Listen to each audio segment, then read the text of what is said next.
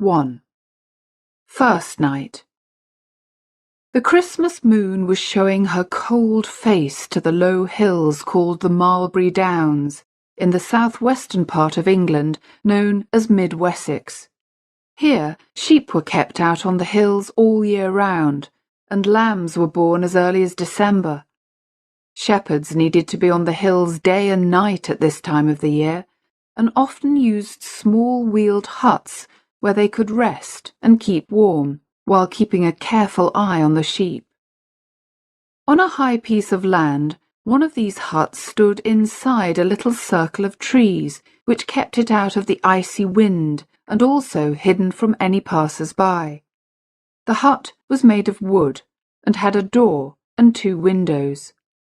The north one looked out on the 800 sheep which were in the shepherd's care, and the south window gave a view of 3 ancient stones, built in the shape of a doorway.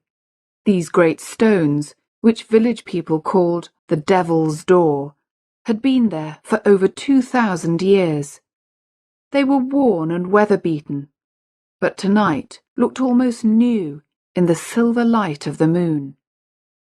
Inside the hut, a young shepherd boy was waiting for his master, who entered at that moment. "Are you sleepy?" asked the old man crossly. No, master," replied the boy, who was a little frightened of the shepherd and his heavy stick. "The sheep should be all right until the morning now," said the shepherd, "but one of us must stay here, so I'll leave ye, do you hear? I'll go home and sleep for a few hours. Run down to my cottage and fetch me if anything happens. Ye can have a bit of sleep in the chair by the stove, but only for a few minutes, mind. Make sure you stay awake the rest of the time, and don't let that fire go out." The old man closed the door and disappeared. The boy went out to check on the sheep and newborn lambs, and then came back into the hut and sat down by the warm stove. Soon his eyes closed, his head dropped, and he was asleep. When he woke up, he could hear down in the valley the clock at Shake Forest Towers striking 11. The sound carried well in the cold night air. He looked out of the north window and saw the sheep lying on the grass as quietly as before. He next looked out of the opposite window towards the stones of the Devil's Door, white and ghostly in the moonlight, and in front of them stood a man. It was clear that he was not a farm worker, because he was wearing a dark suit and carried himself like a gentleman. The boy was still wondering, in great surprise, why the man was visiting the Devil's Door at this hour, when suddenly another figure appeared. This second figure was a woman, and when the stranger saw her, he hurried towards her. He met her near the trees and took her into his arms. "You have come, Harriet, thank you," he cried warmly. "But not for this," replied the lady, pulling away from him. She added more kindly, "I have come, Fred, because you begged me. Why did you ask to see me?" "Harriet, I have seen many lands and faces since I last walked these hills, but I have only thought of you." "Was it only to tell me this, that you begged me to meet you out here on the hills so late at night? Harriet, be honest with me. I have heard that the Duke is unkind to you." "He sometimes gets angry, but he is a good husband." "Harriet, dearest, is that really true? Doesn't everybody know that your life with him is a sad one? I have come to find out what I can do.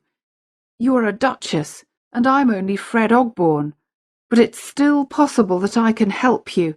By God, the sweetness of your voice should keep him pleasant, especially when the sweetness of your face is added to it."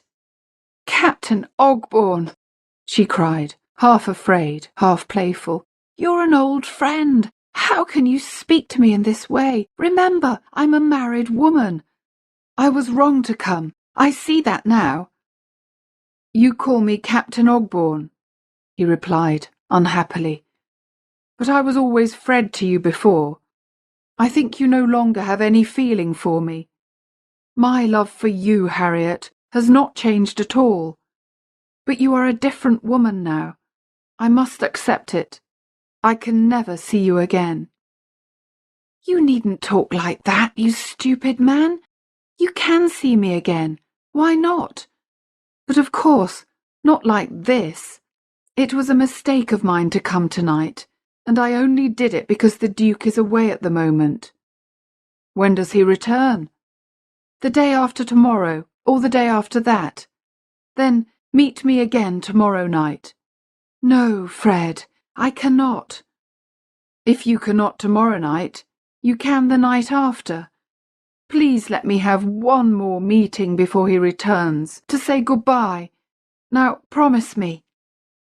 He took the Duchess's hand. "No, Fred, let go of my hand. It's not kind of you to make me feel sorry for you, and then to keep me here like this. But see me once more. I have come 2,000 miles to see you."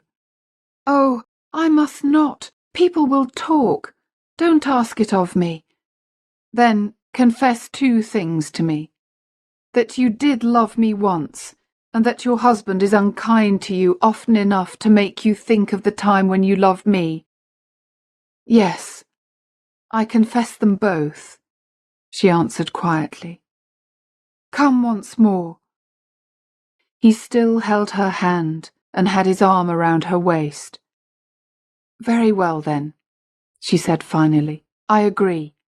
I'll meet you tomorrow night or the night after. Now let me go."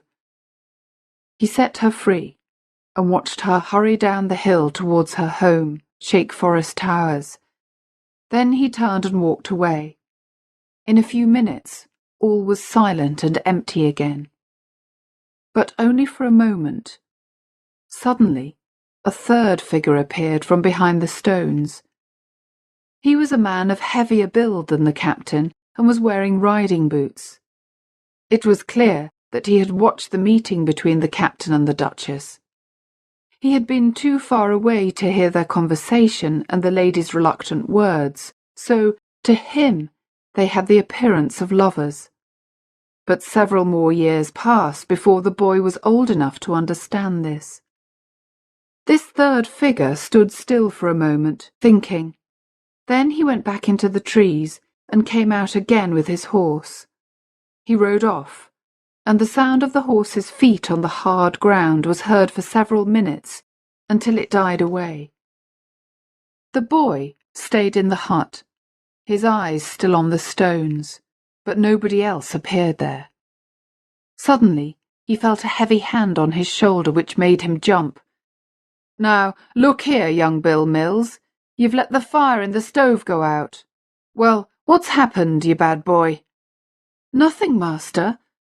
"Sheep and lambs all safe and well?" "Yes, master." The old shepherd spoke angrily. "Well, that's where you're wrong. There are 2 new lambs out there, born just this minute, and one of the mothers is half dead. I told you to stay awake, boy, and fetch me if I was needed. Well, what have you got to say for yourself?" "You said that I could have a bit of sleep in the chair by the stove. You said." "Don't you speak to your elders and betters like that, young man, or you'll end up hanging from a rope at the prison.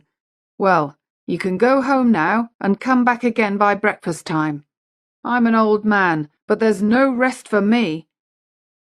The old shepherd then lay down inside the hut, and the boy went down the hill to his home in the village.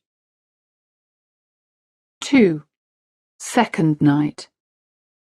The next evening, the old shepherd left the boy alone in the hut again, with repeated orders to keep a careful eye on the sheep. But young Bill was only interested in the view from the south window. He watched and waited, while the moonlight shone on the ancient stones, but neither the captain nor Duchess appeared. When he heard the Shake Forest Towers clock strike 11, he saw the third figure appear. As the man came towards the hut, the moonlight shone full on his face, and the boy realized in horror that it was the Duke. All the villagers lived in fear of the Duke. He owned every farm and every house for miles around. and anybody who made him angry could lose their home and their job in a moment. The boy closed the stove and quickly hid himself in a corner of the hut. The Duke came close to the place where his wife and the captain had stood the night before. He looked around, perhaps for a hiding place. When he discovered the hut among the trees, he entered and stood at the south window, looking out at the Devil's Door. Only a minute or two later, the captain arrived to wait for the Duchess. But a terrible surprise was waiting for him tonight, as well as for the frightened boy hidden in the hut. At the captain's appearance, the Duke became very angry. He opened the door of the hut and stepped out. "You have dishonoured her, and for that you shall die," he cried. In the hut, the boy left his hiding place and ran to the window. He could not see the two men, but he heard something falling on the grass, and then silence. 3 minutes later, he saw the Duke going up the hill towards the stones, pulling the captain's body along the ground. The boy knew that behind the Devil's Door there was a deep hole, covered by long grass and other plants. The Duke made his way slowly to the shadows behind the stones, and when he came out, he was pulling nothing behind him. "Now for the second," the boy heard him say. This time, the Duke waited outside the hut. It was clear that he expected his wife, the Duchess, to arrive next at the meeting place. Inside the hut, young Bill shook with fear. "What will he do if she comes?" he thought. "Will he kill her too? He looks angry enough, and he can do what he likes. He's the Duke. Nobody can stop him." The jealous watcher waited for some time, but she never came. Sometimes he looked at his watch in surprise. He seemed almost disappointed that she did not appear. At 11:30, he turned away to find his horse and rode slowly down the hill. The young boy thought of what lay in the hole behind the stones and was too frightened to stay alone in the hut. He preferred to be with someone who was alive, even the Duke, than with someone who was dead. So he ran after the horseman. He followed the Duke all the way down into the valley, feeling more comfortable when the lonely hills were left behind him. Soon he could see the high walls and roofs of the Duke's home, Shake Forest Towers. When the Duke got close to the great house, a small door in a side wall opened and a woman came out. She ran into the moonlight to meet the Duke. "Ah, my dear, is it you?" she said. "I heard your horse's step on the road and knew it must be you." "Happy to see me, are you?" "How can you ask that?" "Well, it is a lovely night for meetings." "Yes, it is a lovely night." The Duke got down from his horse and stood by her side. "Why were you listening for me at this time of night?" he asked. "There is a strange story which I must tell you at once. But why did you come a night sooner than you said? I am sorry, I really am," shaking her head playfully, "because I had ordered a special dinner for your arrival tomorrow, and now it won't be a surprise at all." The Duke did not look at his wife. "What is this strange story that you wish to tell me?" he asked quietly. "It is this. You know my cousin Fred Ogborn? We used to play together when we were children, and he loved me, I think. I told you about it, you know." "You have never told me of it before." "Oh, then it was your sister. Yes, I told her about it.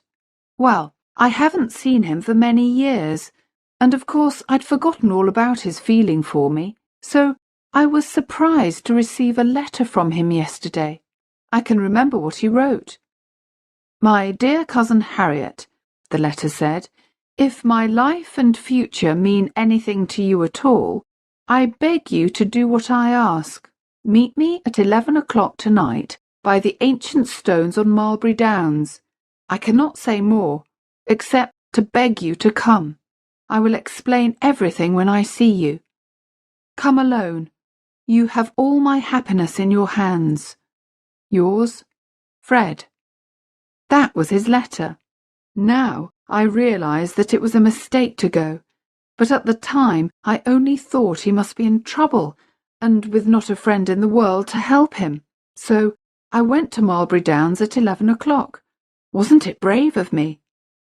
Very, replied the Duke coldly. When I got there, I saw he was no longer the boy that I remembered, but a full-grown man and an officer. I was sorry I had come. What he wanted, I don't know. Perhaps just a meeting with me. He held me by the hand and waist and refused to let me go until I promised to meet him again. And in the end I did, because he spoke very warmly to me, and I was afraid of him in that lonely place. Then I escaped. I ran home. And that's all. Of course, I never meant to meet him there again. But this evening I thought, perhaps he'll come to the house when he realises I'm not coming to meet him, and that's why I couldn't sleep. But you are so silent. I have had a long journey. They moved on towards the front entrance of the house. I have thought of something, but perhaps you won't like it, she said.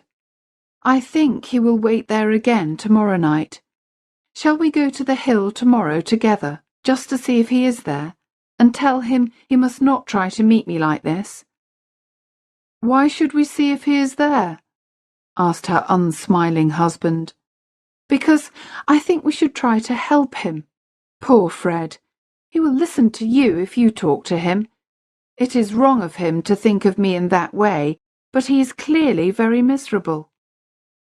By this time they had reached the front entrance and rung the bell.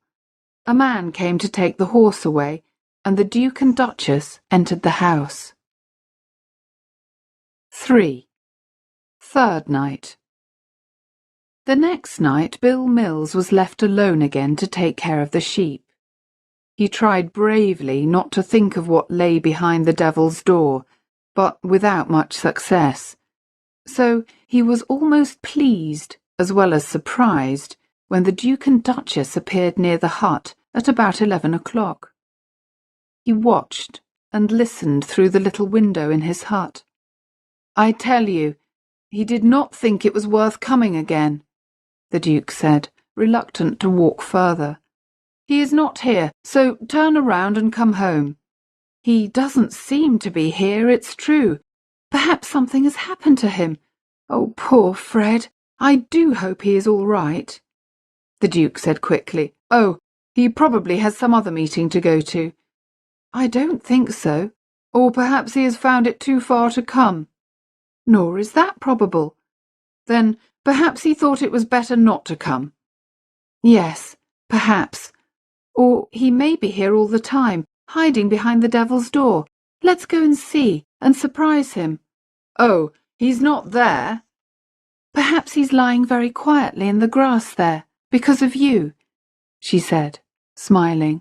Oh, no, not because of me. Come then, dearest, you're as reluctant as a schoolboy tonight. I know you're jealous of poor Fred, but you have no reason to be. I'll come. Say no more, Harriet. And together they crossed the grass towards the stones. The boy came out of the hut to see what happened next, but the Duchess saw him moving in the darkness. Ah, I see him at last, she said. See him? Cried the Duke. Where? By the devil's door. Don't you see him? She laughed. Ah, my poor lover cousin. You'll be in trouble now. It's not him, said the Duke in horror. It can't be him. No, it isn't. It's too small for him. It's a boy. Ah, I thought so. Boy, come here. Fearfully, young Bill came closer. What are you doing here? Asked the Duke. Taking care of the sheep, Your Grace. Ah, you know me? Do you keep sheep here every night? Most nights in winter, Your Grace. And what have you seen here tonight? or last night?" asked the Duchess. "Anyone waiting or walking about?" The boy was silent. "He has seen nothing," said her husband quickly, staring angrily at the boy. "Come, let us go. The air is cold." When they had gone, young Bill went back to the sheep, but he was not alone for long.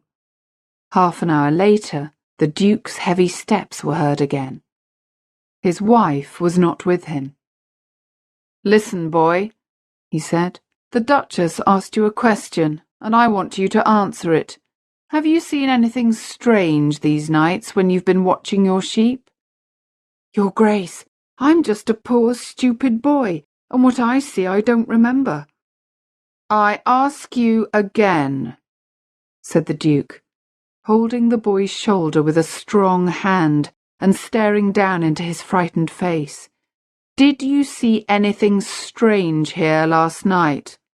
"Oh, Your Grace, don't kill me!" cried the boy, falling to the ground.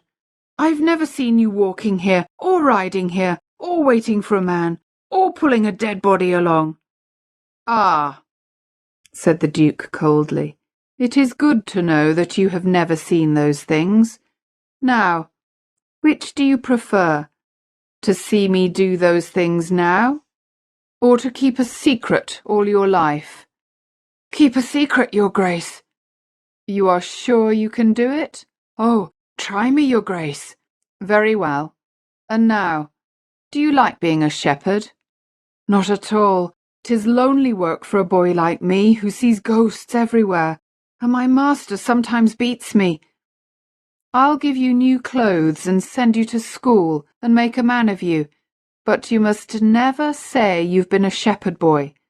The moment that you forget yourself and speak of what you've seen on the hills, this year, next year, or 20 years from now, I will stop helping you, and you'll come down to being a poor shepherd again." "I'll never speak of it, Your Grace." "Come here." The Duke took the boy to the Devil's door. "Now, make a promise in front of these ancient stones. The ghosts that live in this place will find you and punish you if you ever speak of your life as a shepherd boy or what you saw then. Promise to keep this secret." His face, as white as a sheet, the boy promised. Then they went down into the valley, the Duke holding the boy's hand. That night the boy slept at Shake Forest Towers, and the next day he was sent away to school. 4. Fourth night. On a winter evening many years later, a well-dressed man of business sat in his office at Shake Forest Towers. He had come a long way from the shepherd boy that he once was, but he did not seem happy with his comfortable life. He appeared older than his age, and he looked about him restlessly. He stood up and left the office and went to a room in another part of the house, where he knocked and entered. The Duchess had been dead for some years, and the Duke was now a thin old man with white hair. "Oh, Mills," he said. "Sit down. What is it?" "Old times have come to life again, Your Grace." "Which old times are they?" "That Christmas week, 22 years ago, when the Duchess's cousin asked her to meet him on Marlbury Downs. I saw the meeting, and I saw much more than that." "Do you remember a promise made by a shepherd boy?" "I do. That boy has kept the promise all his life." "Then I wish to hear no more about it." "Very well, but the secret may soon come out. Not from me, because I am grateful for what you've done for me." There was great excitement when Captain Ogbourne disappeared, but I spoke not a word, and his body was never found. For 22 years I've wondered what you did with him. Now I know. This afternoon I went up on the hill and did some digging. I saw enough to know that something still lies there in a hole behind the stones. Mills, do you think the Duchess guessed? She never did, I'm sure, to the day of her death. What made you think of going there this afternoon? Something that happened today, Your Grace. The oldest man in the village has died, the old shepherd. Dead, at last? How old was he? 94. And I'm only 70. I have 24 more years. He was my master when I was a shepherd boy, Your Grace, and he was on the hill the second night. He was there all the time, but none of us knew that. Ah, said the Duke, looking fixedly at Mills. Go on. When I heard he was dying, it made me think of the past, and that's why I went up on the hills. Now the villagers are saying that before he died, he confessed a secret to the vicar, a secret that he'd kept for Your Grace, about a crime on Marlbury Downs more than 20 years ago. That's enough, Mills. I'll see the vicar early tomorrow. What will you do, Your Grace? Stop his tongue for 24 years, until I am dead at 94, like the old shepherd. Go home now, Mills. Mills left the room and walked to his own house, where he lived a lonely, friendless life. But he could not sleep, and at midnight he looked out at the colourless moon and decided to walk up to Marlbury Downs again. Once on the hill, he placed himself where the shepherd's hut had stood. No sheep or lambs were there that winter, but the Devil's Door stood high and white as ever, with dark shadows behind it. Suddenly he realised he was not alone. A figure in white was moving silently towards the stones. It was the Duke himself, in his long nightshirt, walking in his sleep. He went straight to the covered hole and dug with his hands like an animal. Then he got up, sighed, and went back down the hill. Mills followed him and saw him enter Shake Forest Towers. The next morning, when Mills arrived at the great house, the housekeeper came to the door to meet him. "Oh, sir," she said, "the Duke is dead. He left his room in the night and went walking around somewhere, and on his way back to his room he fell downstairs and broke his neck." At last, Mills was able to tell the secret that had lain so heavily on his heart for 22 years, and he died, at peace with himself, a few years later. There are still fine sheep and lambs on the Marlbury Downs, but shepherds do not like spending the nights close to the Devil's Door. They say that during Christmas week, ghostly white shapes are often seen there. Something made of bright metal shines in the moonlight, and there is the shadow of a man pulling something heavy across the grass. But no one can be sure that these things are true.